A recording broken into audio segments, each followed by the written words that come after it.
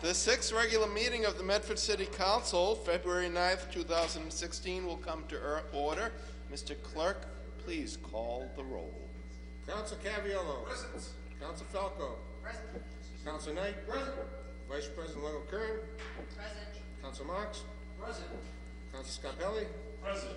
President Del Russo. Present. 7 members present, none absent. Please rise to salute the flag. Aye. Allegiance to the flag of the United States of America and to the republic for which it stands, one nation, under God, indivisible, with liberty and justice for all.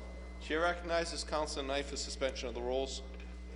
Mr. President, I move to suspend the rules to take papers 1602, 16021, 16022, 16023. All papers are eligible for their third reading relative to the reorganization of the administrative offices.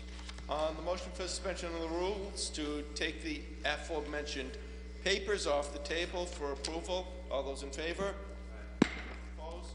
16-021. I'm sorry, 16-020, amendment of Article 4, Officers and Employees, Division 4, City Solicitor, was tabled for its introduction on the 12th, passed first reading January 19th, and advertised its second reading January 28th, eligible tonight for its third and final reading. This is on the reestablishment of the time, tenure, and appointment of the city solicitor. Chair awaits a motion.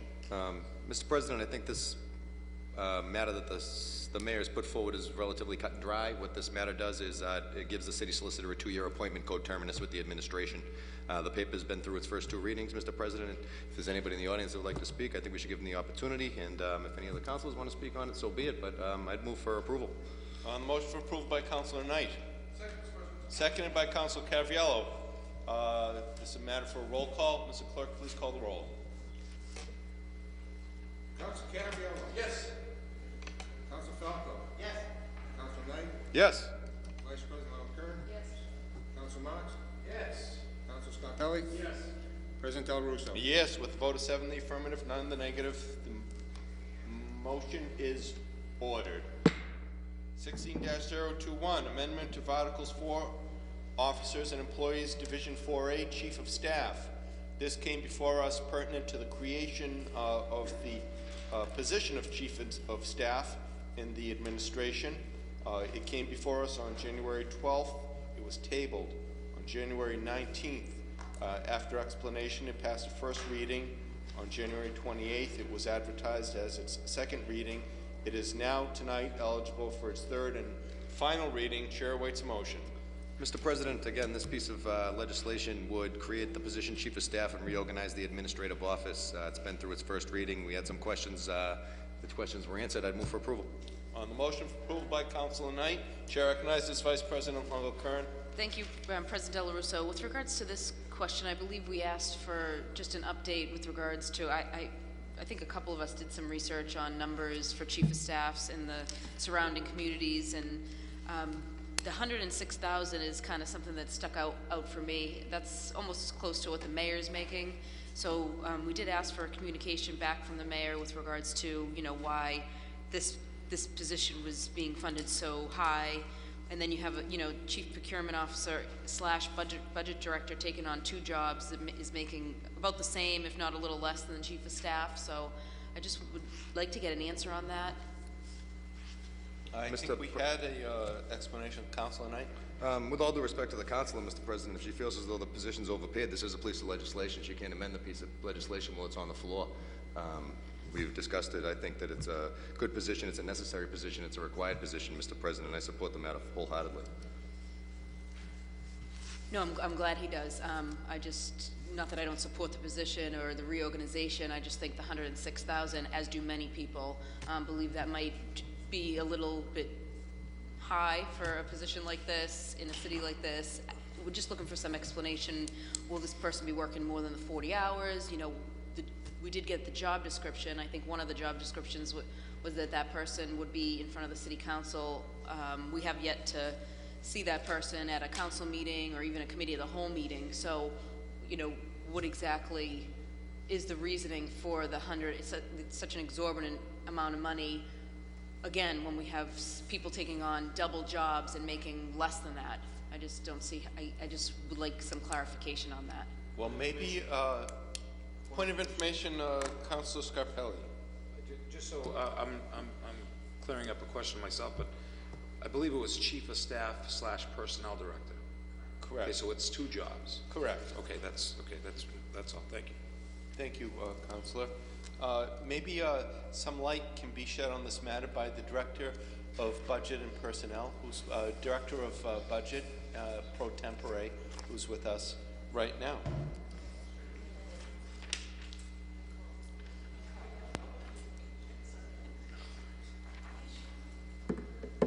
Ms. Miller. Louise Miller. Bonsoir. I don't know, but it's just the way you wrote it. The question from the councilor was an inquiry. I don't know if it was answered or even formally requested by way of resolution, but regarding the level of salary for the Chief of Staff, which encompasses Chief of Staff and policy for the mayor, as well as matters of personnel management. The question the councilor had was that she felt that the salary was high. The position is Director of Personnel and Director of Policy, and I did not get a resolution regarding a salary, comparison. I do not know if the mayor's office received that. We answered the questions that we did receive, and I do not know what the comparison would be standing right here, right now.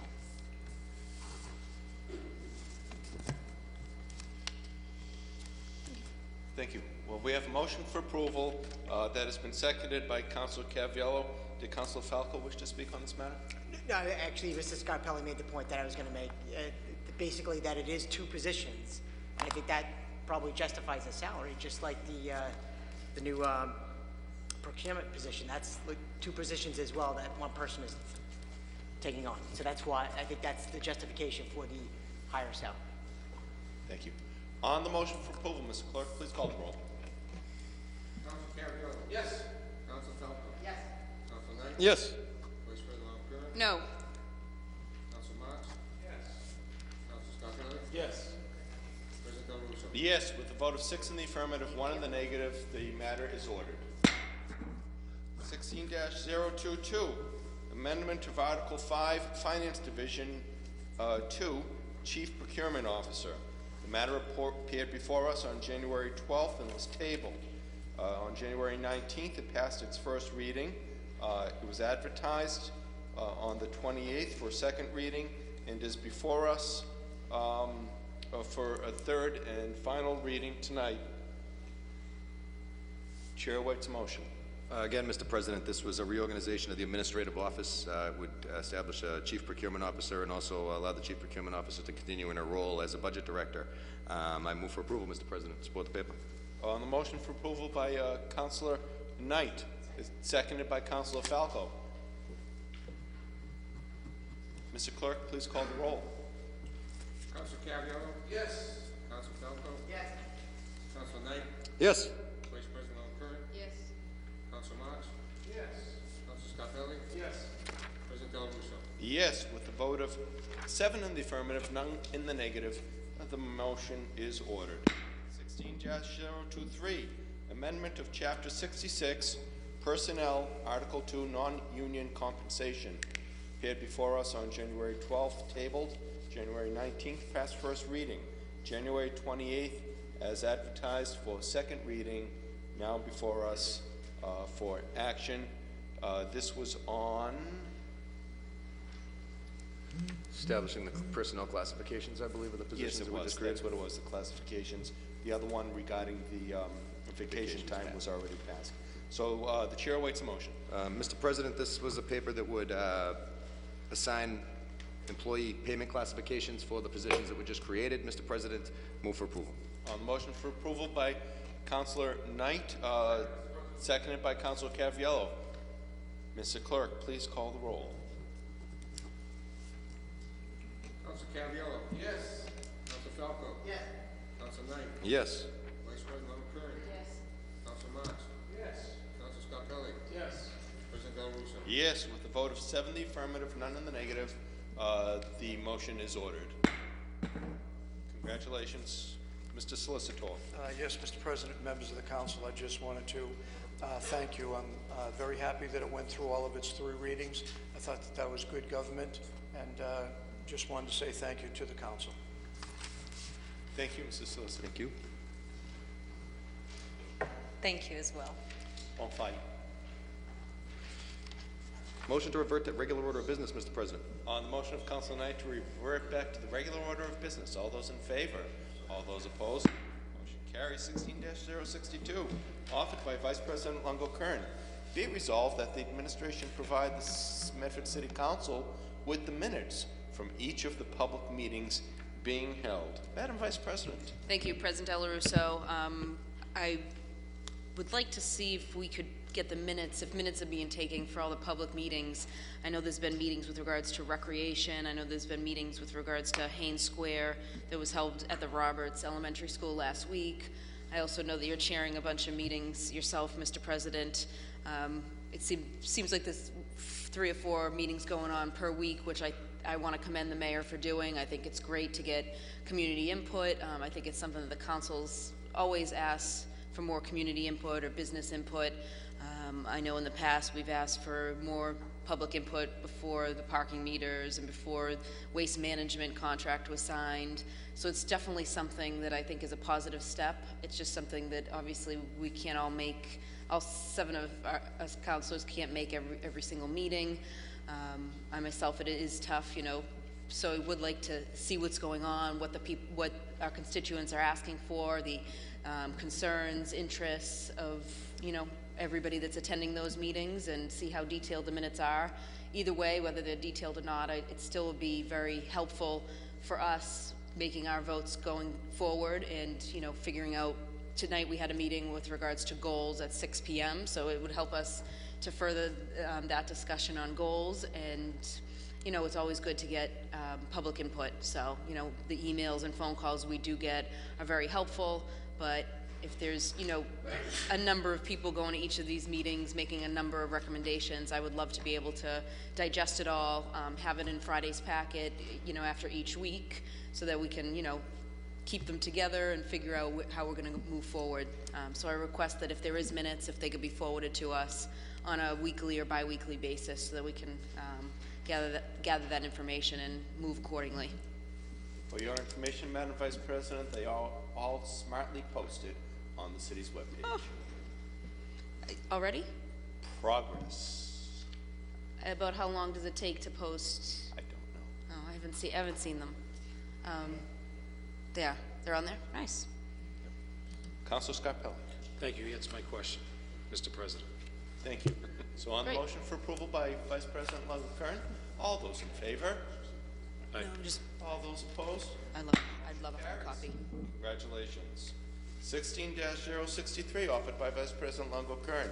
Whereas, in light of the recent bomb threat at Medford High School and the numerous complaints from parents who were not notified until after the school day ended, be it resolved that the Medford School Committee look into their policies and procedures, and if it happens in the future, that the school department alert parents immediately, even if it's deemed to be no/low threat, so that each parent may decide whether or not they want their child to complete the day.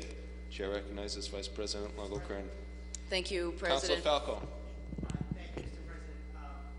I know this is a very emotional issue as a parent, but tomorrow night there's going to be a meeting at Medford High School regarding this here with the superintendent, the chief of police, the Medford School Committee, who are the people that are responsible for all the policies and procedures regarding the school security. And I think I would like to make a motion to table, because I think it's important that they have their meeting first before we go down the road of speculating and debating about what happened, how it should happen. There are protocols in place. And I think that we should hear from the administration before, the school administration, before we go down the road of debating this. I'd like to hear them first and hear exactly what happened. Are you motioning to table? I am motioning to table. Before you Motion to motion to table table, is undebatable. I would ask All him those in to withdraw so that I could speak on the resolution. There's a lot of people that have been complaining to me, and I think it does need to be discussed publicly. It's being thrown out that, no discussion has been made. I'm very happy that there's a meeting tomorrow, but there are people here to speak on it tonight, and people have asked me. Table is undebatable. All those in favor? I think it's a disservice to the city to not No, it is- publicly it's- broadcast what. All those in favor, say aye. Mr. President, Councilor Falco. if we get, I'll reverse the table. Sir? I'll reverse the table to hear from the resident, but I firmly believe that this here should be addressed by the school system before we address. This is not our jurisdiction, really. I mean, the way I look, You're withdrawing your motion, I'm Councilor. withdrawing my motion. Point of information, Vice President Longo-Curran. I think, as one counselor, I was getting the complaints 2 weeks ago, the day after this happened, and I went a whole week without saying a word because I agree, it should have been brought up by the school committee.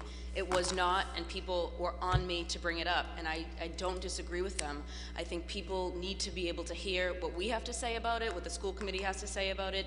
We're the ones that decide on the budget in June and decide whether or not safety budget is enough, and obviously, different type, there's a reason why we should be able to talk about it. People are here tonight, and I just feel like it's definitely needed.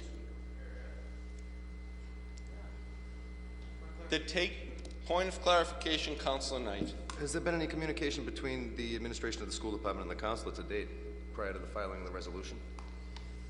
I'm not in possession of anything.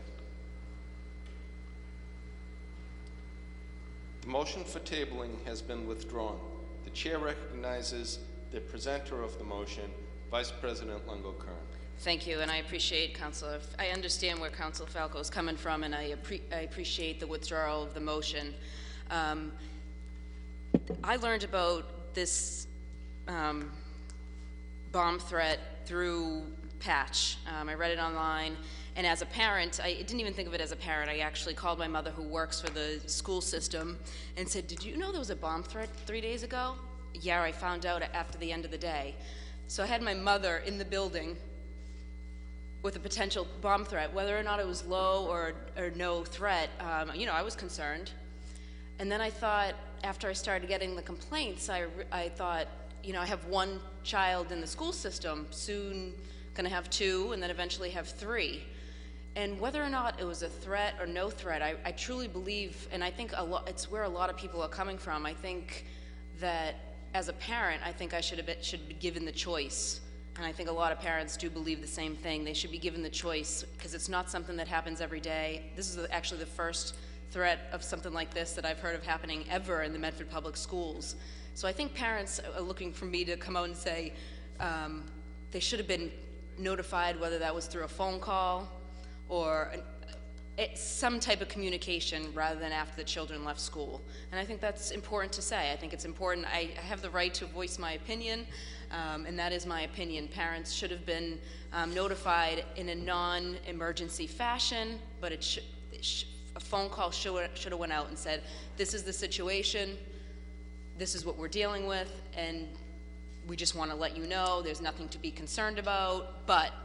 And parents, I have a number of parents that have called me upset, saying they would have, even though it was low threat or no threat, parents would have went and picked up their children. I know it's happening all over the state. It's unfortunate. It's something that was completely out of Medford's control. I don't think Medford did any, there's nothing City of Medford could have done, except probably better communication. So I'm very glad it's being addressed tomorrow night. And maybe one of the reasons it is being addressed tomorrow night and not last week is because we did put the resolution on. We are going to talk about it tonight.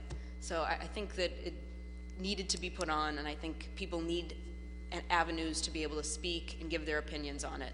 And obviously that's going to be in a lengthy meeting tomorrow night, but if people want to voice their opinions now, or people looking to other politicians, not just the school committee, to speak out on it, then that's our prerogative. And I think it was wrong the way it was handled, and I hope that new policies are put in place after tomorrow night.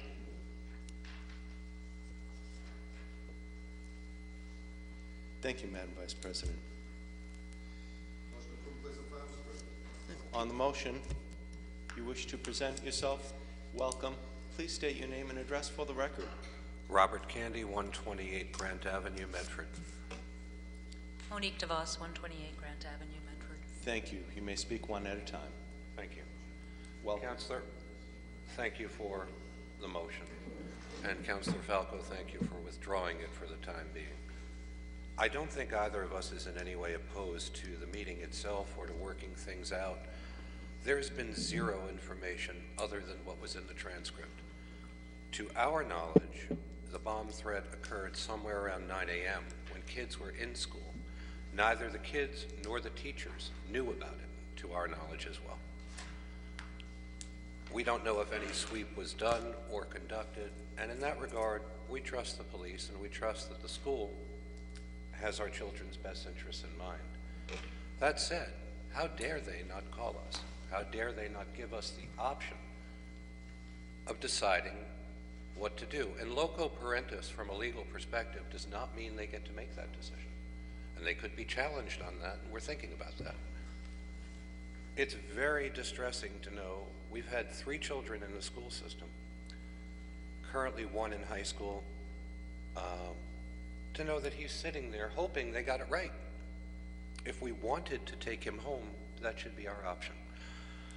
Let us tell you a little story. We came in to have a meeting with one of the personnel on the 3rd floor. There's an elderly gentleman who sits at the front desk of the high school. Very nice gentleman. He gives you a pass, and you walk up. Doesn't ask for ID. You could be anybody. Off you go. We've seen him before, so he knows us. On our way out, this gentleman was traversing down toward Mr. Belson's area, I guess to go to the men's room. There was nobody there. Anyone could have walked in that high school and anyone could have done damage. That needs to change. So when they tell us they looked at the videos, really? That's the extent of determining whether or not somebody was doing some harm in a school that size? It's unconscionable. And I think it is your jurisdiction because 1, you approve the budget.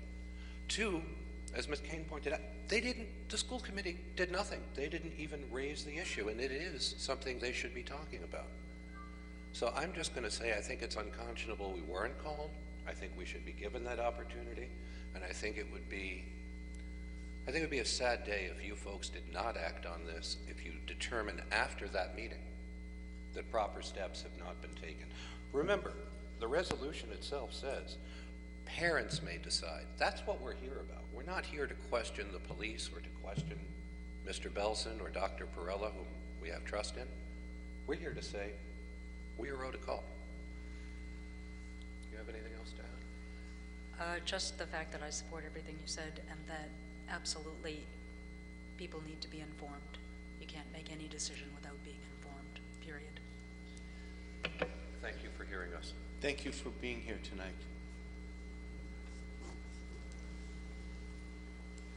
Chair recognizes Councilor Falco.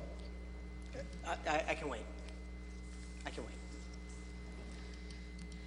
The chair recognizes the citizen at the podium. Please state your name and address for the record. Welcome. Thank you. Good evening. Jay Spalding, 3610 Mystic Valley Parkway. As a former teacher in a public school district where we had bomb threats and active weaponry use, and a student was shot on property, I know that this issue is terrifying to both teachers, staff, students, parents, administration, and I understand the desire to have this resolution. However, school policy regarding safety and security is something that we cannot address here at City Council because the people who have the, in my opinion, the expertise, the knowledge on creating safety plans and security plans are not in this room tonight. In this room are parents who are scared. In this room are citizens who work in various areas of both city involvement and private industry. but the chief of police, the superintendent of the school, the principal of the high school, they're not here. Tomorrow night, as Councillor Falco said, a serious conversation where things can be addressed will happen. I will state, as a former teacher, that the worst thing, in my opinion, one can do during an active, whether it be an active weaponry incident, an injured student, or a bomb threat, is to have parents show up on site and try to remove their child. That is a great way to cause chaos, to increase injury, and to cause further damage. Whether the threat is real or not, the rush of parents to remove students from a building because they're making a decision based on emotion, and I understand that emotion. I worked in those buildings at those times, and I would like to leave myself. That's chaos. That further endangers everyone in the building. And in my opinion, again, having lived through this, the reason that staff, students, teachers are not informed right away or even that day is, again, chaos theory. We don't want people running through the hallways. We don't want teachers saying, screw this, you guys, I'm out. Good luck, kids. I don't want to die. That's the reality of the situation. So I am disappointed that this has to come before City Council tonight when the issue is coming tomorrow. I think it honestly is a waste of time when we can address this tomorrow with the actual stakeholders. Thank you. Good evening, welcome. Please state your name and address for the record. Thank you, Mr. President. I'm Bob Capucci, 71 Evans Street.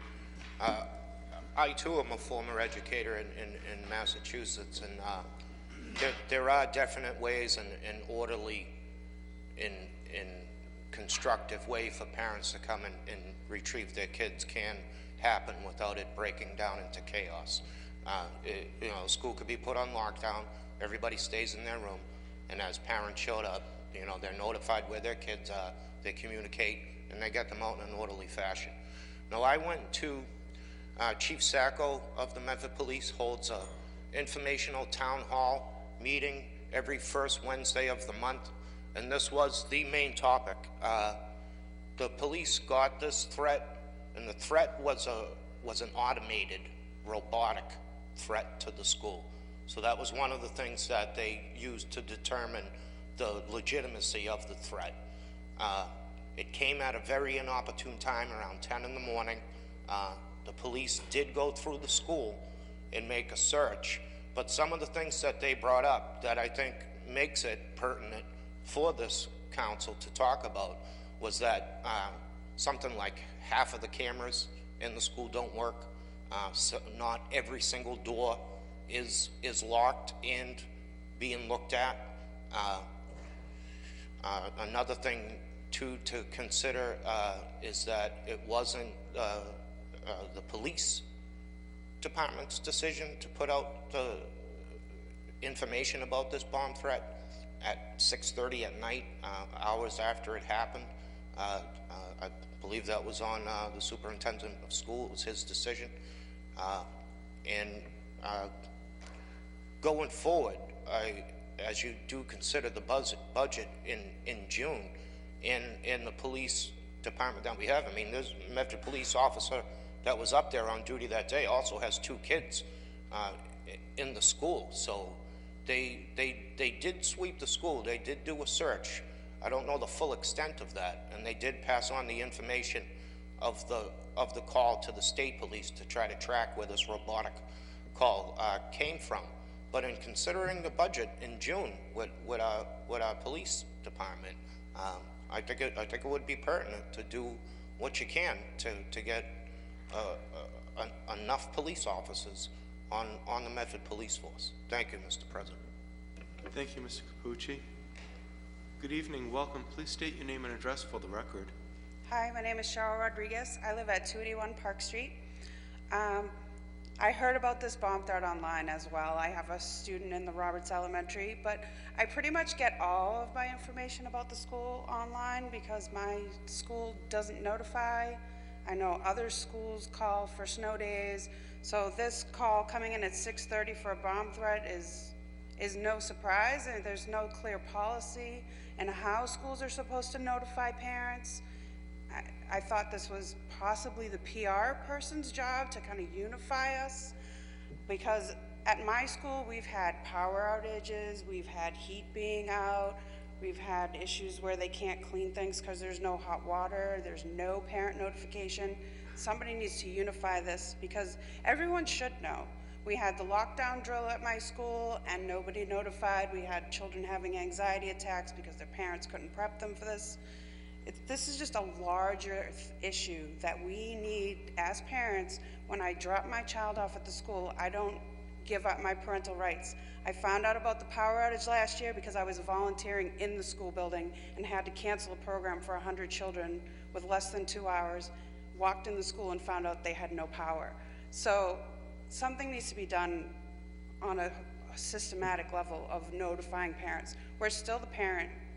And I need to know what's going on for my child. I don't want her to come home and give me this wild story of we had no heat and had to wear our winter coats, because I don't know to believe that. The school didn't tell me that, so it's probably not true. So I think it's bigger than just the bomb threat, and we really need to think about that. It's a bigger issue. Thank you. Thank you. Chair recognizes Vice President Scarpelli. Vice President? I'm sorry. I took over? Thank you. I understand why this is put forth, but again, like my fellow colleague, as a former school committee member, these are issues we've vetted, and this is why it's important that we let the due diligence of our elected officials present what needs to be presented tomorrow evening, because it is important. These, as a school committee member, we can list out a litany of answers to all these questions, but it's the job of the school committee to inform everybody tomorrow at their meeting that then would be processed through us, and then we could have that next discussion. But I think right now, putting the cart ahead of the horse, I understand the questions that you have, the parents have. I got the same calls, and one of the biggest questions was the notification issue. Well, there's a lot of security issues when and why notifications have to be given. So that's not for me to tell you that right now. That's for the chief of police and the superintendent to talk tomorrow, because I have questions too. I have questions about the presentation of the PR and PR person and when that was done. But again, we want to make sure that we're not, putting our school base in a frenzy right now, and until we really know what has transpired. So I think that's very important. So, thank you. Thank you, Mr. President. I want to thank my consular colleague, Mr. Scarpelli, as well. The point that I was trying to make early was basically that we should hear from the school administration. They can give everyone the rundown as to what happened, what time it happened, why they made the decisions they made. If we're going to comment on things tonight, it's purely speculation, and that is not safe for anything or anyone. So therefore, the important thing is, if you have questions, I think, please, I urge everyone, go to Medford High School tomorrow night at the library, 7 o'clock p.m. The superintendent's going to be there. The chief of police is going to be there. All of the decision makers are going to be in the room, and they will be able to go right through the timeline as to what happened and when and why they made the decisions they made. And that's what I was trying to put across. I mean, I'm a parent of 3 children in the Medford Public Schools. I mean, I completely understand, the notification issue. I mean, I have the same concerns, but I think that the administration should at least give us the information so we can make decisions and ask good questions. So that's the point I was trying to get across. Thank you. Oops. Chair recognizes the citizen. Councilor Marks. Thank you, Mr. President. I want to thank Councilor Lungo-Kern for putting this on the agenda for tonight. It was mentioned, I think, that this is the first time this has happened in the city, And by far, this is not the first time there's been a threat of this nature in the Medford Public Schools. But needless to say, I think Councilor Falco just mentioned about speculation. The reason why there's speculation is because there's no communication.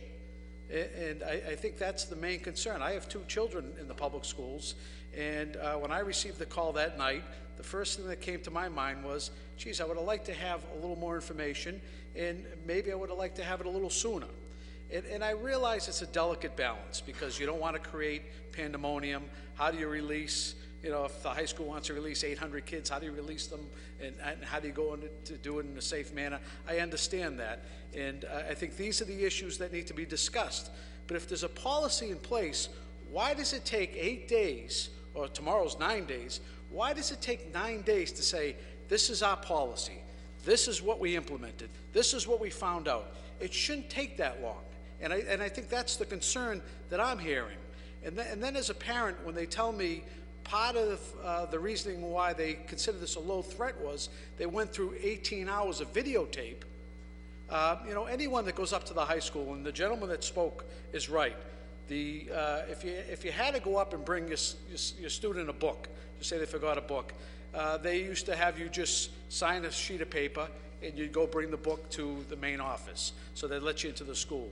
Just recently I was up there, and now they are asking for ID. They've changed their policy, so the policy before was just sign a sheet. You could sign a John Lennon and walk in, because really there's no check and balance. The second point I'd like to make too is that high school is open constantly Saturday and Sunday. Hundreds of people going in there. I go up myself Saturday night and watch my son play basketball. Every door up in the gymnasium is open. It's a free-for-all. There's not one security person up there. There's not one security person going on. So the public schools really have to take, you know, I'm not sure who's looking at 18 hours of videotape, but first of all, the back of the school, it's pitch dark out there, so I'm not sure what you're going to see with those cameras in the back. And secondly, the whole school's open. We have the Japanese program that's been up there for a number of years, and the city of Medford makes a fair amount of money for renting out almost the entire high school. But there's thousands of people that literally, I've been up and watched the program. They take over all the classrooms in the high school. They have other classrooms that are under lock and key. They come in with wheelers, and we don't know what they're bringing into the building.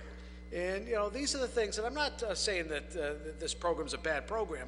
I'm just saying, how do you keep a sense of security when the building is open to everyone?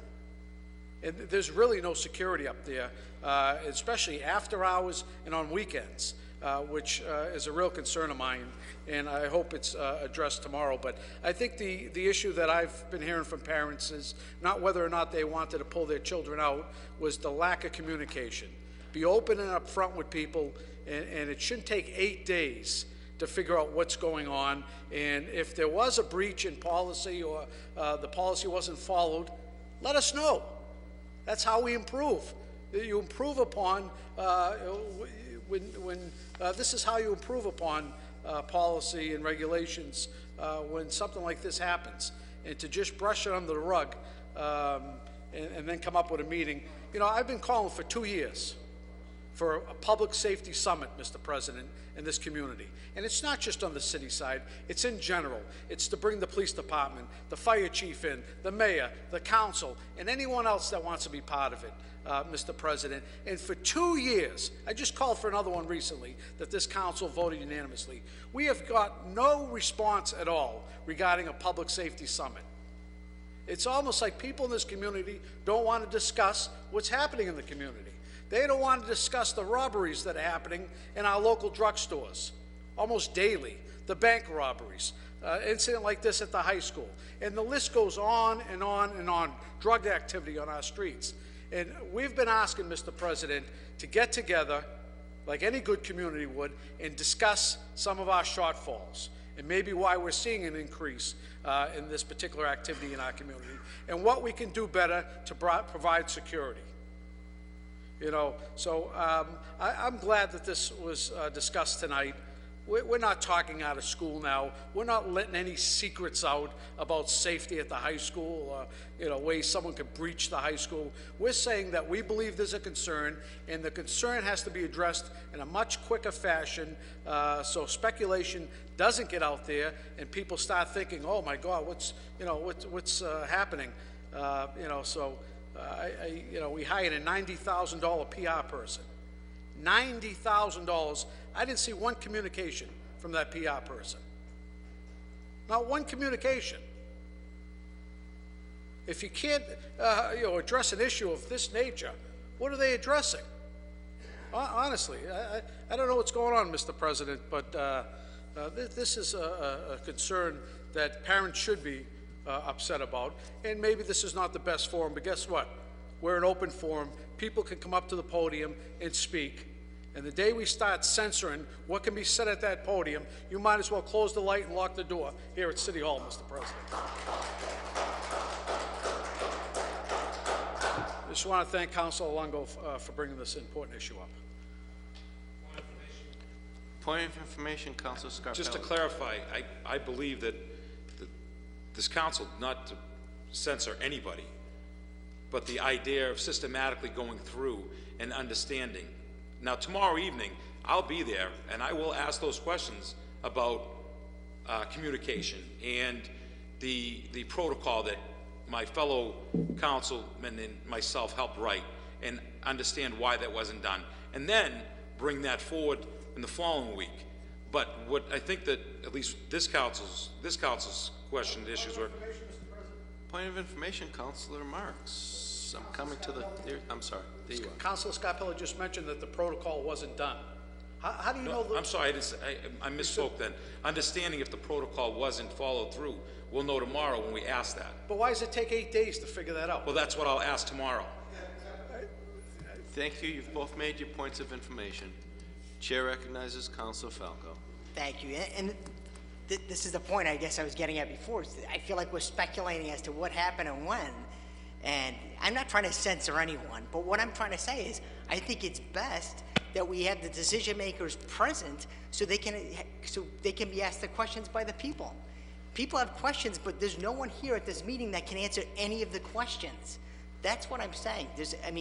To me, I understand the concerns about communication. I'm completely on board with that. But there is no one here tonight that can answer any questions with regard to what happened, when, and what they did and why. And those are the key questions that need to be answered tomorrow night. Once again, Medford High School, 7 p.m., the library at Medford High School. And I believe all the questions will be answered and everyone that should attend. Thank you.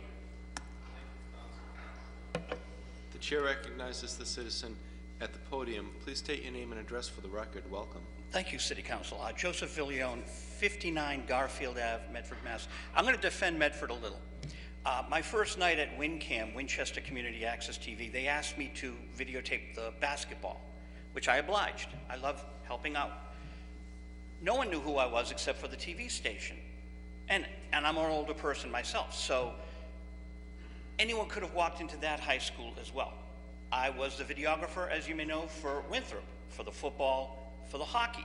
Again, I'm watching that anyone could have entered. So this is a problem across the Commonwealth, maybe across the country. With all these shootings, with crackpots everywhere, our safety is at risk. Now, this is a great forum for this. So I thank Councilor Longo-Curran. I thank Michael Marks. This is the people's forum. And we have a really good city solicitor here who has said in the past he would find censorship repugnant. So many times this microphone shuts off on us for this reason or that reason, but it's not fair because this is a public forum. The first individual and the woman who came up here, very, very good points. I take issue with the second individual who works for the Disability Commission, who has said to me personally, they want to have openness. They want to be able to speak freely. But then that individual is up here tonight saying, we shouldn't be talking about this. I don't get the hypocrisy. We need to have an open forum here at the Medford City Council, especially with 2 new councilors. It's a new year. The bomb threat, I've heard all sorts of rumors that there was a bomb threat prior to the election. We know that there were problems prior to the election with theft at the McGlynn School. Yet, somehow it only got on the news station that had their investigative reporter emceeing the great debate, it only got on after the election. We know that one of the city council was in the Boston Globe front page. One of the new city councils that was a school committee person. There's this lack of transparency in Medford that the rest of the world gets to read about, but the voters don't even know there's something on the back of a ballot because, gee, I got an email because of Barry Clementi's new 911 call saying that there's going to be an election, but there was nothing about question 1 on the Connect CTY reverse 911 system before a very important election, a historic election. This is the People's Forum. This issue has to be brought to the attention of the public because, as the city solicitor can confirm, I've been asking about this in public records requests for months now. So it's insane to have no one discussing this at the People's Forum. Thank you. Thank you. Good evening.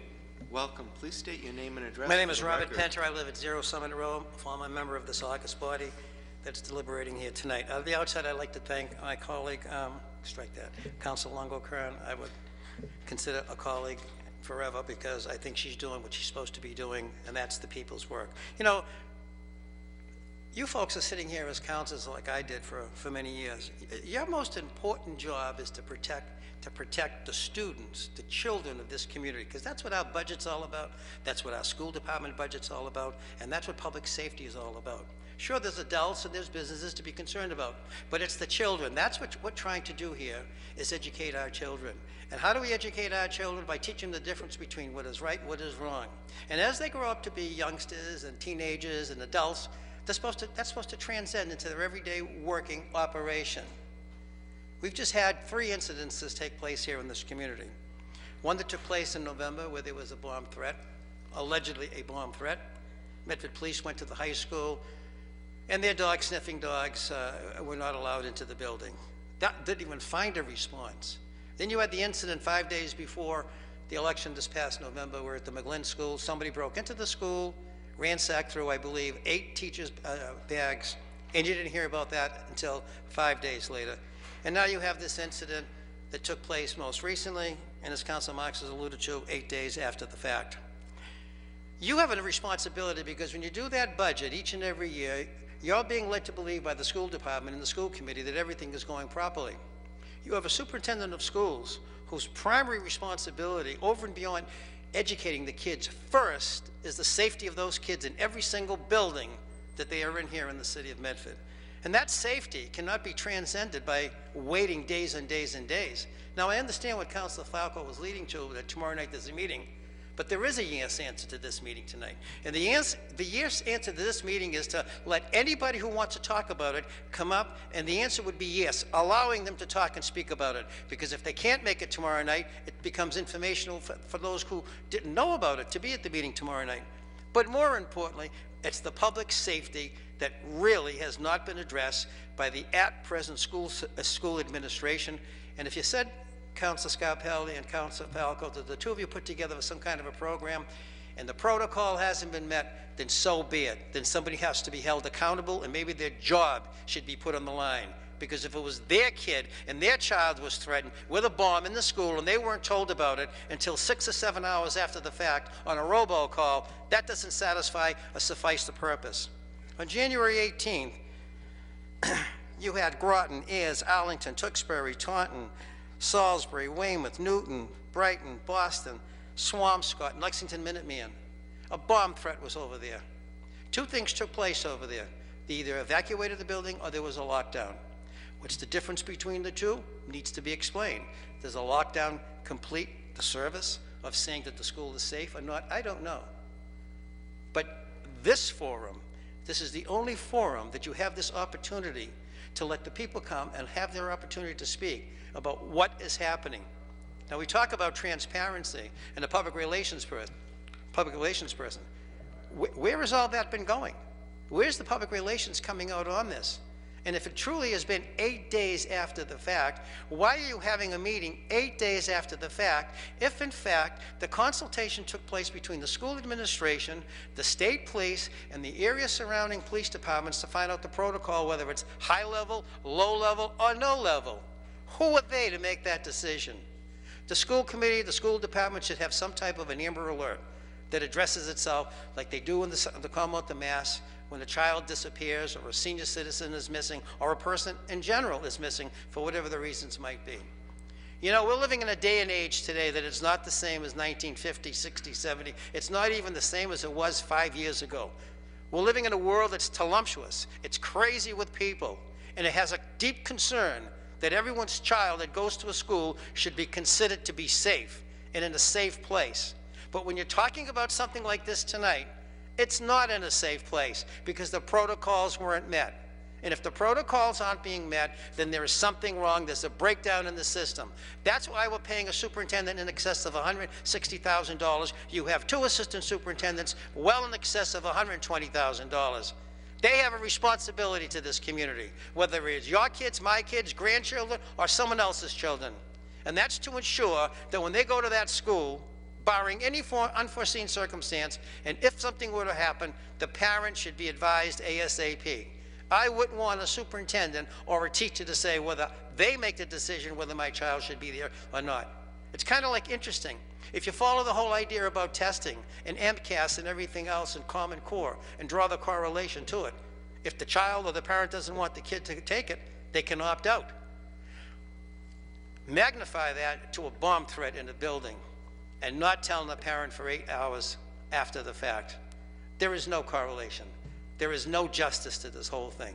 And whatever comes out of this meeting tomorrow night, I hope it just proves one thing, that those who were responsible, who didn't do their job, are charged for not doing their job. They're replaced, and we have a system in place that you don't have to have this type of a conversation. I applaud you, Council Longo, for bringing this forward because this gets to the very heart of the citizens of Medford. It's children, it's core, it's future for tomorrow. Thank you. On the motion of Council Knight that the paper be received and placed on file, Vice President Longo-Kern. Thank you. I'd ask that the paper be voted on. I think it's something that can be discussed tomorrow night. I'm making a recommendation. It truly, and I feel bad, a lot of councilors, a couple councilors are upset that it's been even brought up, but at the same time, it truly is coming from the fact that the complaints are real. They're coming from parents who wish they knew and wish they knew sooner. And I try to always put myself in, you know, somebody's shoes when I get a complaint, and this time I actually can. And I would be irate if there was a bomb threat at my child's school and I didn't know about it immediately. I'd be irate. So I understand where they're coming from, and I think parents should be notified, even if the first words that come out of a robocall are, there is no threat, but parents have that right, and they should have that right, and I'm making that recommendation to the higher-ups, which would be the school committee on this situation. And I agree with Ms. Rodriguez. There's just a lack of communication, and we do need some uniformity. I know some schools do it right and others don't. So there are things that need to be improved upon and stepped up, and obviously security is one of them. So I'd ask that the resolution be voted upon tonight, just making a recommendation to the school committee, superintendent, that if anything like this happens again, that parents are notified. There's a motion already on the floor. Councilor Knight.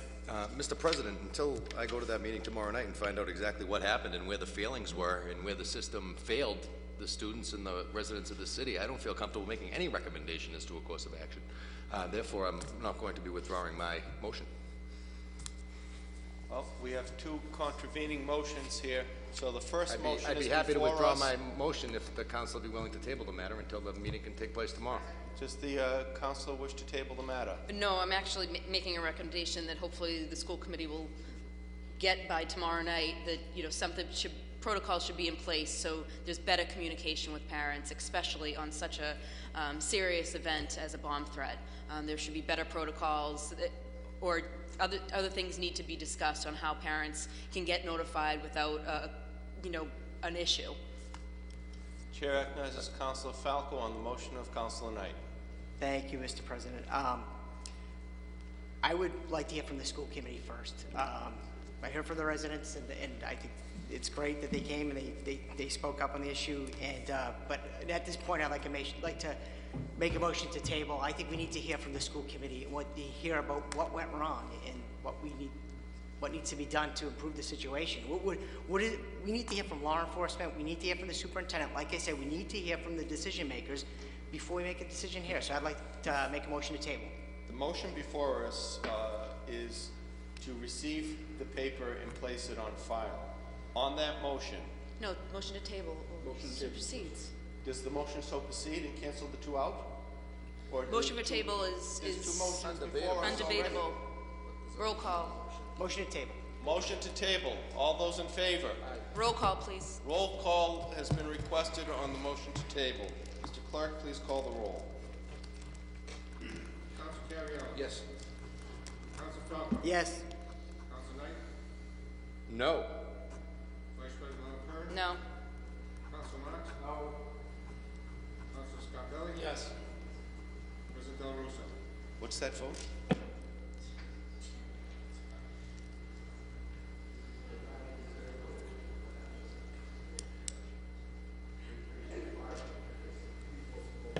Yes, with the vote of 3 in the affirmative, 4 in the affirmative, 3 in the negative, the motion is tabled.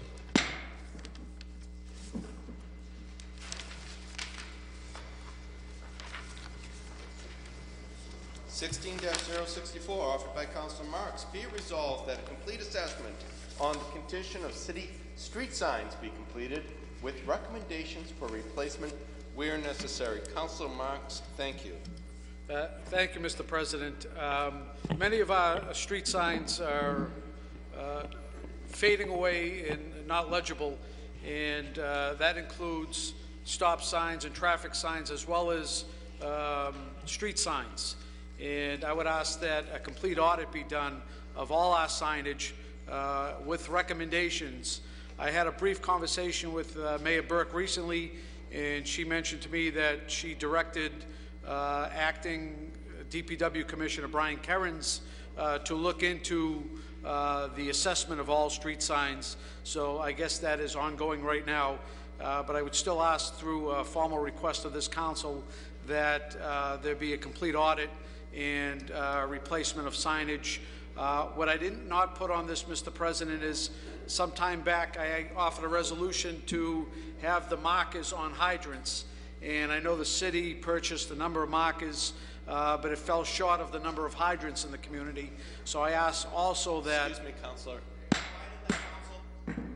Please continue, Councilor. Thank you, Mr. President. And I asked also that the hydrant markers be part of this request, whereas public safety is of utmost importance in this community. Thank you, Mr. President. Councilor, thank you for that, that good motion. Councilor Carvill. Oh, thank you, Mr. President. On this motion, I'd like to see, along with the assessment, I think some areas are oversigned where there's confusion. So I think that aspect needs to be looked at too.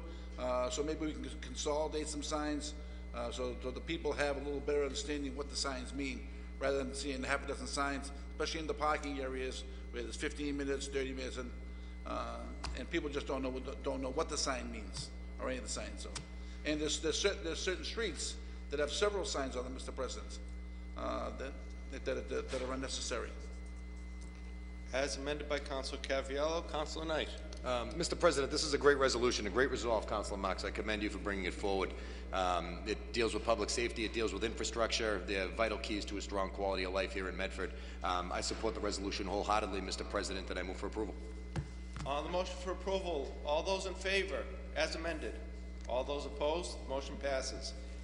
16-065, offered by Vice President Longo-Kern, a long one. Be it resolved, be it ordered, that the city clerk be, and he is hereby authorized and directed to notify and warn such of the inhabitants of the city of Medford as were qualified by law to vote for candidates at the presidential preferential primary on Tuesday, March 1st, 2016, to assemble at the polling places in their respective wards and precincts then and there to give in their votes for presidential preference, district members of state committee, 1 man and 1 woman for each political party for the 2nd Middlesex Senatorial District, members of the Democratic Ward Committee, members of the Republican Ward Committee, members of the Green Rainbow Ward Committee, members of the United Independent Party Committee. And the polls of said presidential preferential primary shall open at 7 a.m. and remain open till 8 p.m. Be it further ordered that the following named polling places be, and they are hereby designated for use at the state election on March 1st, 2016. That's a Tuesday, Mr. Clerk? Yes. Tuesday. Ward 1, Precinct 1, Andrew Middle School.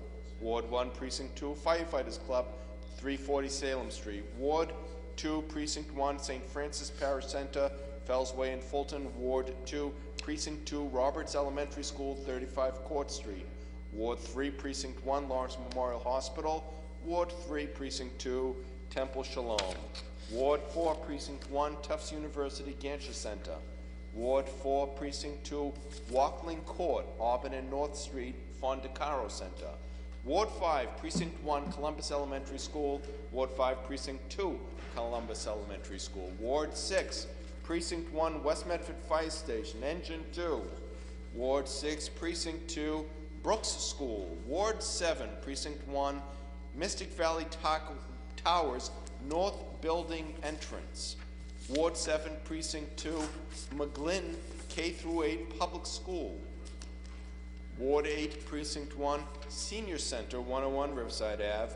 Ward 8, Precinct 2, Veterans of Foreign Wars Hall, Post 1012, 114 Mystic Avenue. On the motion approval by Vice President Longo-Kern, all those in favor? Aye. All those opposed? So carries. On the motion of Vice President Longo-Kern to take papers under suspension and in the hand of the clerk, all those in favor? All those opposed? Motion carries. 16-066, offered by Councilor Knight. Be it resolved that the Public Works Subcommittee investigates staffing levels in our DPW. Councilor Knight. Mr. President, thank you very much, and I appreciate you giving me the opportunity to bring this resolution forward under suspension. I filed this resolution in an effort to further investigate the staffing levels at our DPW. As we go through our agenda week by week, many of the items that are on the agenda are actually related to basic city maintenance and city service issues. With that being said, I think it's important and imperative for this council to take a look at the staffing levels at the DPW to ensure that there's enough help, to ensure that they have safe staffing levels so that we can have safe streets and strong infrastructure, Mr. President. I think part and parcel with a strong DPW will be strong downtowns, because we'll have clean streets, we'll have repaired sidewalks, we'll have repaired potholes, which will be something that's going to bring people to our squares. We'll also have better lightage, because when lights go out, we'll have more people there that can help fix the lights. So I bring this resolution forward, Mr. President, to continue to look at and examine the staffing levels in our DPW. Presently, I believe there are 46 members in our DPW unit, and we are a community of about 8 square miles. If we go right next door to Somerville, we have a community that's 4 square miles who have 65 members just in their highway division alone, Mr. President. So I think that this warrants a long, hard look. I'd ask my council colleagues to support me in this endeavor. The motion approval by Councilor Knight. Councilor Marks. Thank you, Mr. President, and I want to thank Councilor Knight for putting this on. This is a very wise and prudent resolution, in particular because of the implementation of the 311 system that's going to happen next month. This council has been on record asking that additional staffing levels, in particular the DPW, to address some of the 311 complaints that are going to start filtering through electronically, and I think this is a wise resolution, and I support it wholeheartedly, Mr. President. And thank you, Councilor Marks. Councilor Carviallo. Thank you, Mr. President. Again, I thank Councilor Knight for bringing this. You know, in our earlier meeting, I think this was a discussion that we're all pretty much agreement on, that the DPW needs some more people to do the work of the city. You know,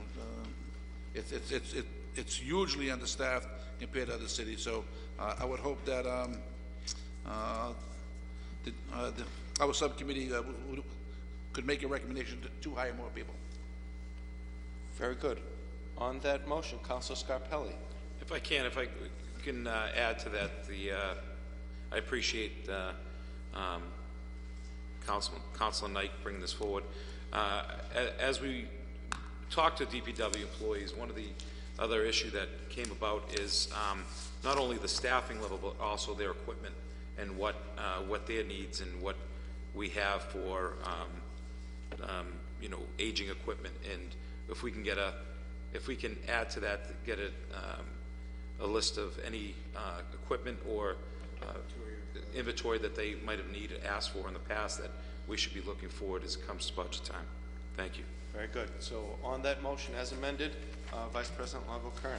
No, I just also want to, with the low levels of staffing, because I also agree with that. The last two storms, I think our DPW have done a great job. So I just want to commend them on their efforts. I was out and saw a few hardworking men who were out for hours and hours and still doing the job and doing it right. So I've minimal, I'm knocking on wood here, but minimal complaints these last two storms, and just want to thank them for their hard work through the nights. Thank you. On the motion, all those in favor? All those opposed? The motion carries. 16-067, offered by Councilor Knight. Be resolved, the Director of Veteran Services provide the Council with the number of veterans living in the City of Medford who have received the Welcome Home Bonus, broken down annually from 2001 through 2015. Councilor Knight. Mr. President, thank you very much. The Welcome Home Bonus is a bonus that's given to veterans who are coming home from service, Mr. President. And if they reside in the City of Medford, they're entitled to a cash bonus by way of application. But what this Welcome Home Bonus does is it allows us the opportunity to begin to quantitate how many veterans actually reside in our city. The date of 2001 was post 9/11 when the Welcome Home Bonus was re-implemented, and through 2015 will be the last fiscal year, Mr. President. As I stated earlier in our subcommittee meeting, the City of Medford's about the 15th largest community in the Commonwealth of Massachusetts, and our general population has somewhere between 7 and 9% of people that self-identify as veterans, Mr. President. So I think it would be very helpful for us as we continue to ensure that our services delivered to our veterans are top of the line, that we see if there's been any growth there. If we can make an argument for more help in the office, Mr. President. We have a 20-hour-a-week clerk working in that office. That was a 0-hour-a-week clerk a couple of years ago, and before that it was a 40-hour position. So we've seen the office go down from a 40-hour-a-week clerk to a 0-hour-a-week clerk and back up to a 20-hour-a-week clerk, Mr. President. I'd like to continue to advocate for more help in the Veterans Service Office, because I feel as though our veterans deserve no less. With that being said, I'd ask for my colleagues to support this resolution. Thank you, Councilor Knight. Councilor Marks. Thank you, Mr. President. This is a great resolve, and I'd be remiss not to mention the fact that I believe it was 2 weeks ago, Councilor Caviello offered a resolution to create a Veteran Service Advisory Board, and we just got notification from Mayor Burke that she is going to implement the Veteran Service Advisory Board, and I think it touches upon what Councilor Knight just mentioned about providing services that might otherwise go unnoticed, and having a board that oversees what veterans should be getting and if they're getting their fair share, and to make sure they're responded to in a timely fashion. So I want to thank, on behalf of all the veterans in this community, thank Councilor Caviello for his resolve, Mr. President, and thank Mayor Burke for her quick action also. Thank you. Thank you all. Councilor Caviello. Thank you, Mr. President. Again, I did this to thank the veterans of our community, and I thank the mayor for acting quickly on this, and hopefully this will bring in some of the younger veterans who've come back from since post 9/11, and because the World War II guys are sort of getting thin, and Korean guys are getting thin, and even I'm a Vietnam era person. We're starting to get old, and then there was that gap in between Vietnam and the Middle East crisis. So it'll be good to bring some of these younger people in and help out the newer veterans coming into the city, and also give help to Mr. Lindsay, whose office is understaffed. Very good. Vice President Longo Kern. I just too want to thank Councilor Carviello for putting forward the Veterans Advisory Committee, and thank the mayor for such a quick turnaround. I think that was 2 or 3 weeks that we now are going to implement a advisory committee, and I think it's great. I know there's a number of veterans who are interested in serving on that committee, and it's only going to improve the quality of veteran services in the city of Medford. So thank Councilor Carviello and thank the mayor for doing it so quickly. On the motion for approval, all those in favor? All those opposed? Motion carries. offered by Councilor Marks. Be it resolved, I'm going to need your help on this. Be it resolved that the tree located on Princeton Street, roughly 10 feet from the corner of Princeton and Dartmouth. Oh, I didn't finish it off.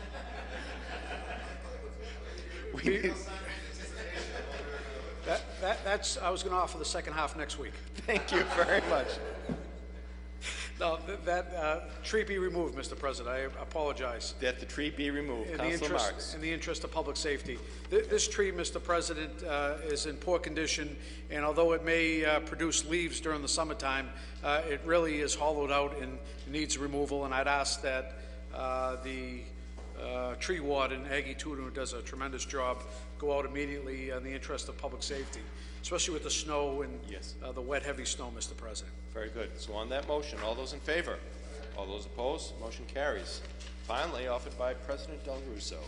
Whereas the federal and state election will be held on Tuesday, March 1st and Tuesday, November 8th, 2016, be resolved that the council meetings of March 1st and November 8th, 2016 be canceled.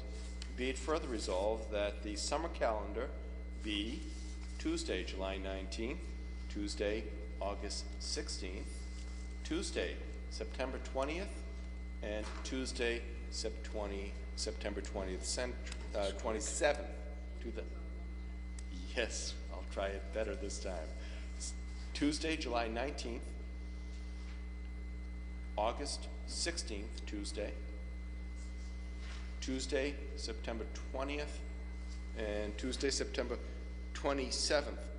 These are, I think, consistent of past practice over the past several years. The clerk has made this recommendation. So on the motion for approval by Vice President Longo-Kern, all those in favor? All those opposed? Motion carries. Records of the meeting. Who's calling? Councilor Falco. I actually have an adjustment to the records. Okay, we're going to call for the records. The records of the February 2nd, 2016 meeting were passed to Vice President Longo-Kern. How do you find those records, Madam Vice President? Obviously, I think we might have a correction there, so I review the records. I find them in order. All right. But we have a request for amendation to those records. Councilor Falco. Thank you.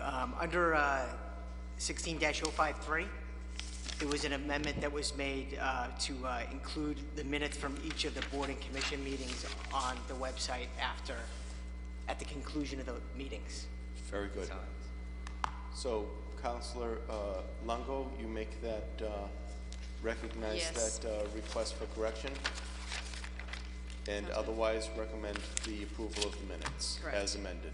All those in favor? Aye. All those opposed? Announcement? An announcement by Councilor Longo-Kern. The records are accepted. Yes. Madam Vice President. Just want to announce that on Saturday, February 13th, which is this coming Saturday, the Medford Family Network is holding their annual fundraiser. It's an ice cream social for families. I think we've all been invited as counselors to scoop ice cream for a couple hours from 1 to 3 p.m. That's at the McGlynn Middle School. It's always a great time. They have arts and crafts and dancing for the kids, and they put on a show. I think it's $5 per person, $15 for a family. Just urge and encourage everybody to attend the wonderful event for a great cause. I scream, you scream. On motion for adjournment, all those in do we have a citizen? Oh, sorry. Val, yeah, did you want to speak? Valerie? Sorry.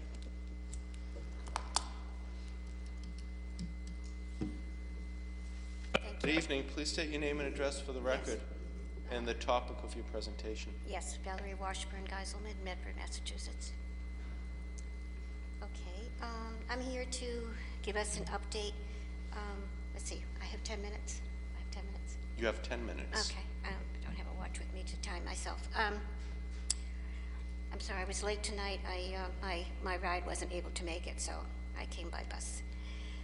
I want to give an update on our death care, our concern for cemetery issues, our cemetery Oak Grove, which borders our beloved Brooks Estate. This afternoon, I was told about a meeting that the seven churches, clergy, had at the sanctuary building in West Medford. Clergy from 7 churches, including 2 from Temple Shalom, made a resolve to promote the acceptance of green and natural burials and to create an advisory board to help their parishioners and the cemetery trustees and the manager to resolve disagreements and help with conflict negotiations. Also, my understanding is that they very much want other groups and other interested citizens to participate, such as the conservation energy groups and our new committee on conservation and anybody who'd be interested, and of course the funeral directors in our town and other towns that serve our citizens.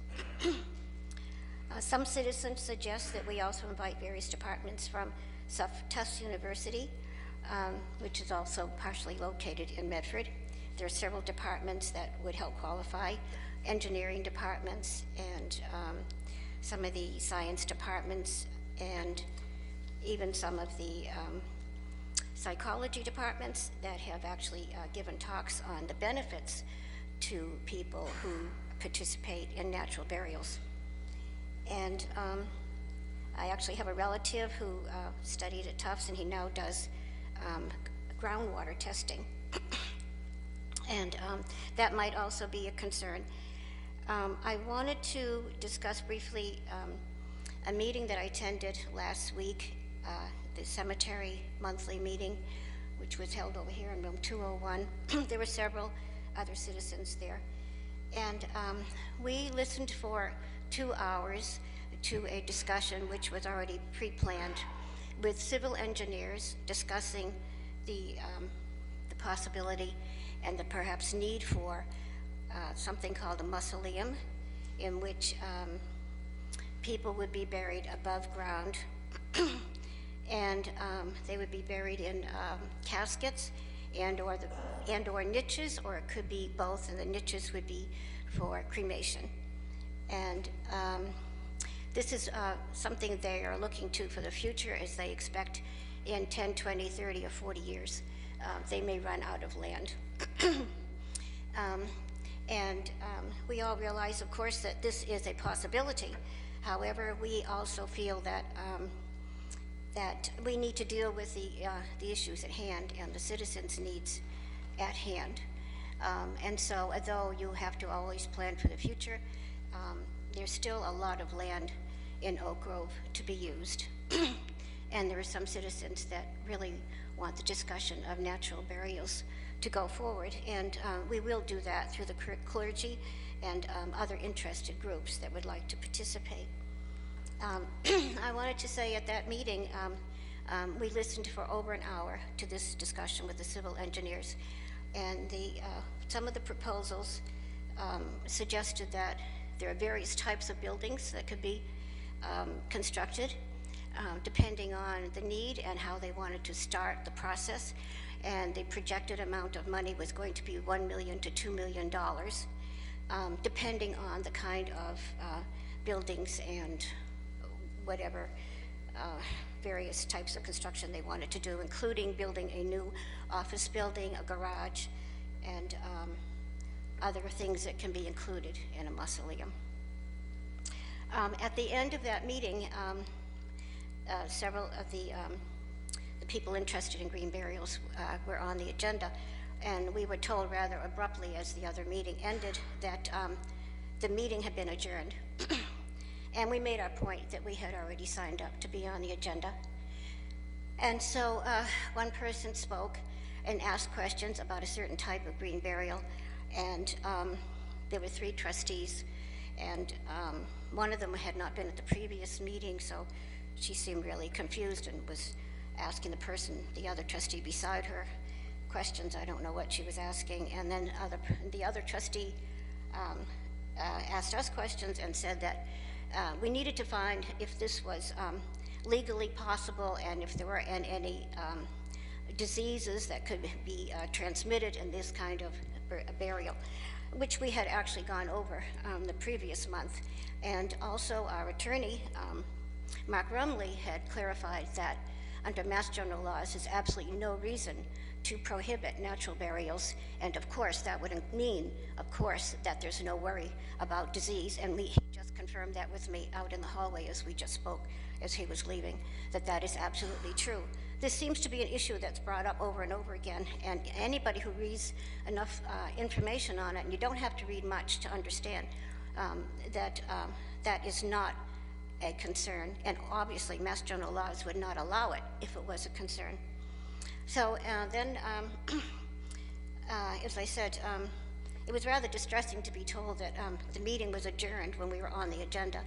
And then I asked a few questions, and I felt really, I can't quite think of the right word to say, but I didn't feel that we were listened to very carefully. I didn't feel the people had done their research that they should have done from the previous month. They had a month to look things over. And I didn't feel that we were dealt with politely. And that was very discouraging. And let's see, I'm trying to think what I wanted to say about it. Anyway, there was just one person asking questions, and it was not a very pleasant meeting with our cemetery committee. And I understand there's even some people in this room right now that have had some difficulty with the cemetery, and that there needs to be a way to resolve this. There was one case recently that wasn't settled with the way other people feel it should have been, in a humanitarian and carefully analyzed situation. And it seems that there's no appeal process, which is really hard to understand when it's this kind of a situation. I understand there's other things. I mean, you can even appeal a parking ticket. So I just don't understand why there's no appeal process. And obviously, you don't want to go back to the same trustees unless you have new information. And if you have new information, you certainly should be able to appeal. And even if you don't have new information but have a good reason to want to challenge their decision, that should also be a possibility. So those are some of our concerns. Basically, just being able to participate as a citizen who's respected for the things they're trying to bring to a committee. And, you know, we'll all have to deal with this someday. We all have to bury our loved ones, and it's going to be something that, that we need to be able to have a choice in. And I think the cemetery committee needs to be able to be more compassionate and do their research before they start, you know, challenging and asking questions that have already been answered 1 minute, ma'am. many times. 1 minute left. Okay. All right. I'm sorry I don't feel terribly well prepared tonight, but I guess I'll have to finish there. Thank you.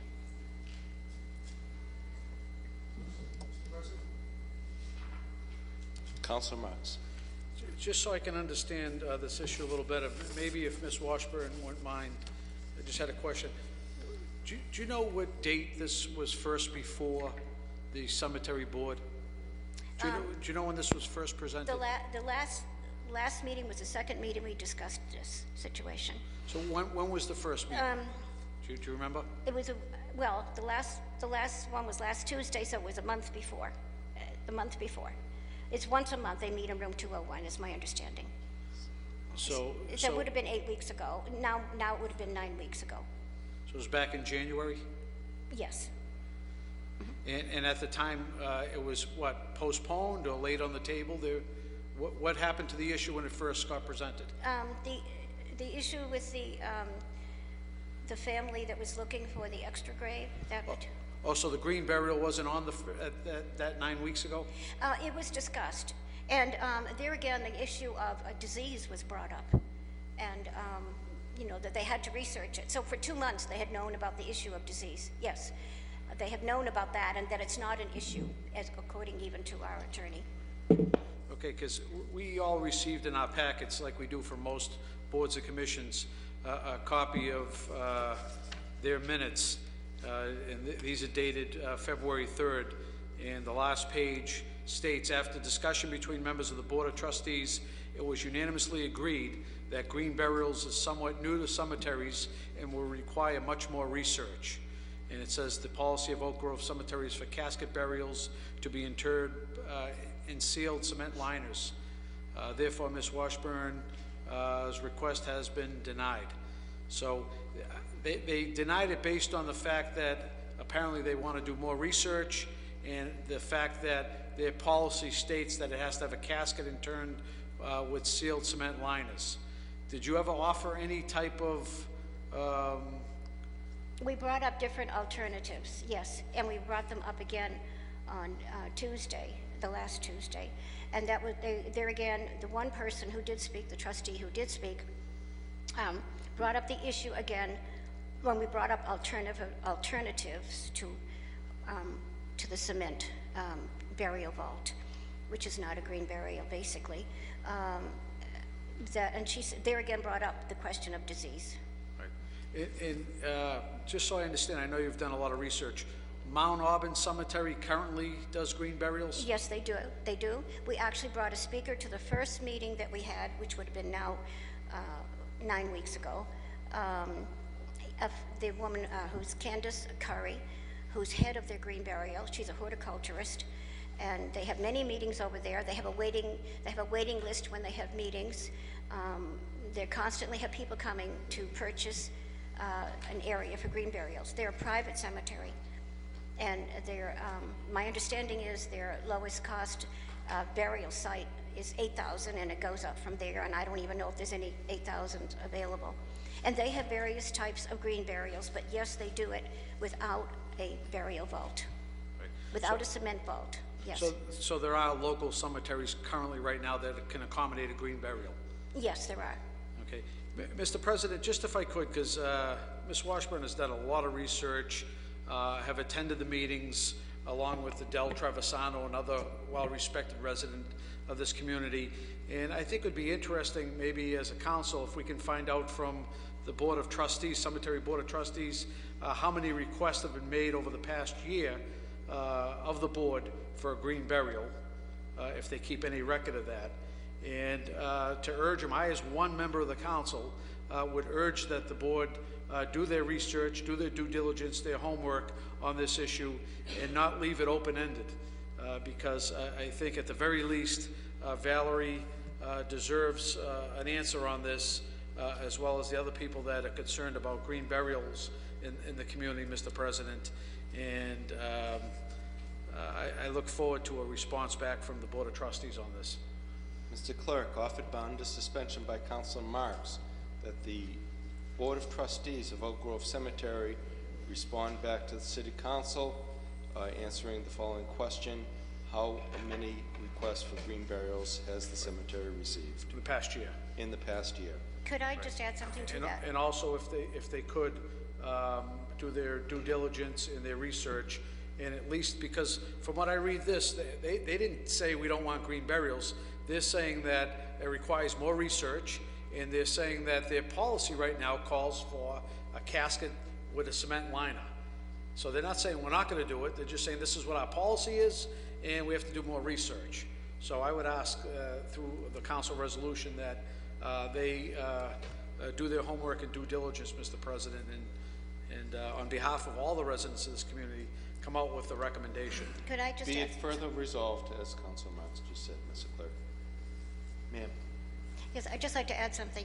Actually, having a vault like that is not green burial.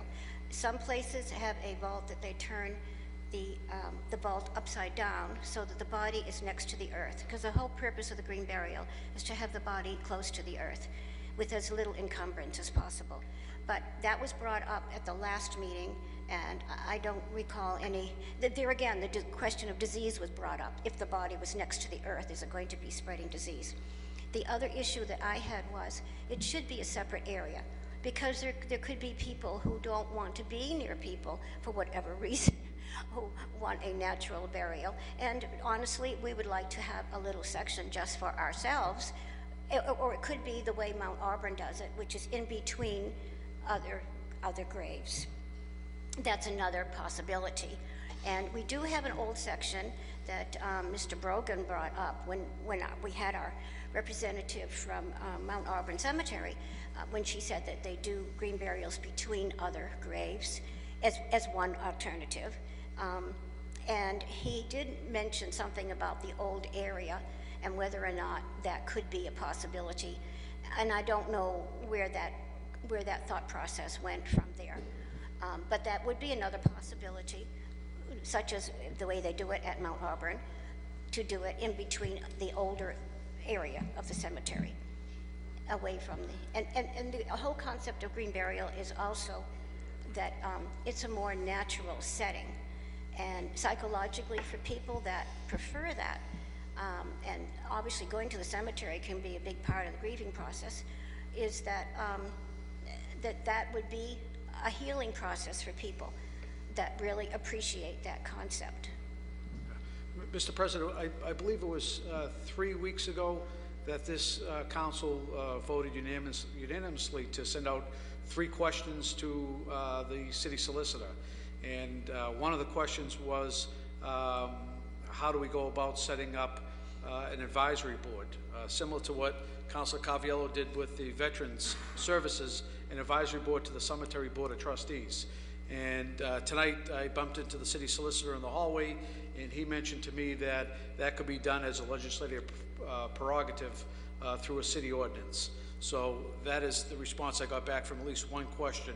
So it would be up to this body if they felt fit to create a city ordinance that would create a cemetery advisory board. So that may be another option. That'd be very much appreciated. Thank you, Mr. President. Vice President Longo-Kern. Just move the question. I'm sorry, I didn't mean to. Move the question. Council Caviello. Valerie, if I could ask you a question. You've obviously done, a little more knowledgeable about this than I am. You said that Mount Auburn, I understand Mount Auburn does this, and they put them in with, they mix them in with other graves? They do that, and they do other things as well. But that is one option. Do they have a separate section there? I'm not 100% sure about that. I think so, but I'm not 100% sure. Now They don't have a big area anyway. Now, you said that the turning the casket over and putting it, the vault on top of it, is that an acceptable? It's one alternative. It's not. Is that an acceptable alternative? It's not a preferred way. We're looking for. Other than that way, what is the other alternative?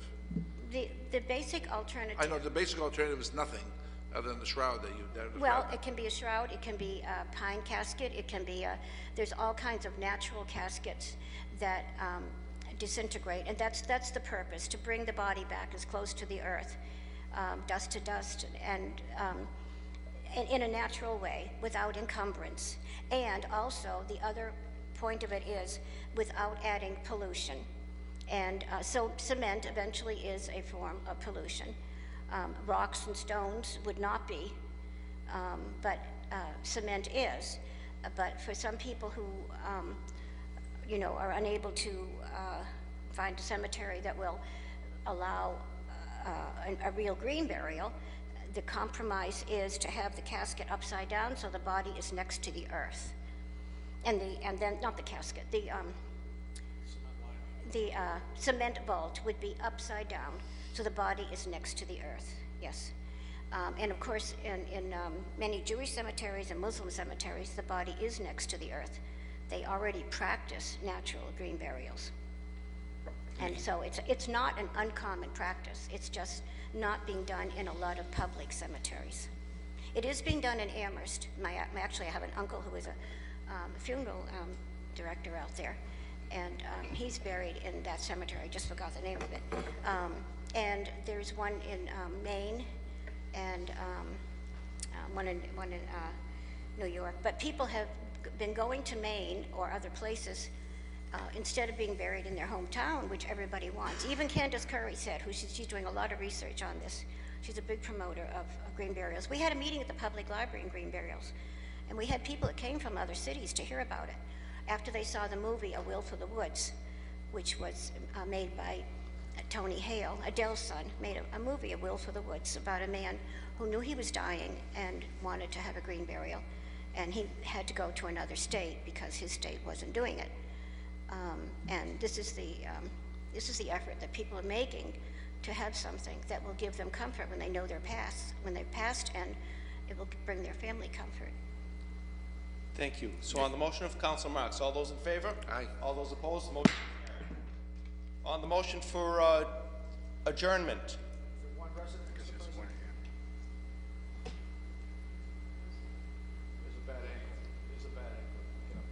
Sorry? I understand you approved it.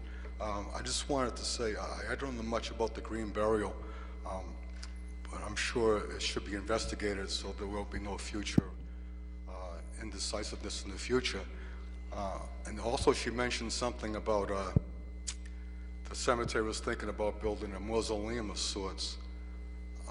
I was curious if it may be a better capital idea to build an actual type of church structure or chapel there, and you could have a one-stop burial situation, such as you could view the body there, you could have a prayer said, or at the same time you could just walk to the burial hole and you won't have to worry about the elements at 3 different locations. Just a thought. It's been done in other parts of the USA. on the motion for adjournment, all those in favor? All those opposed? Meeting adjourned.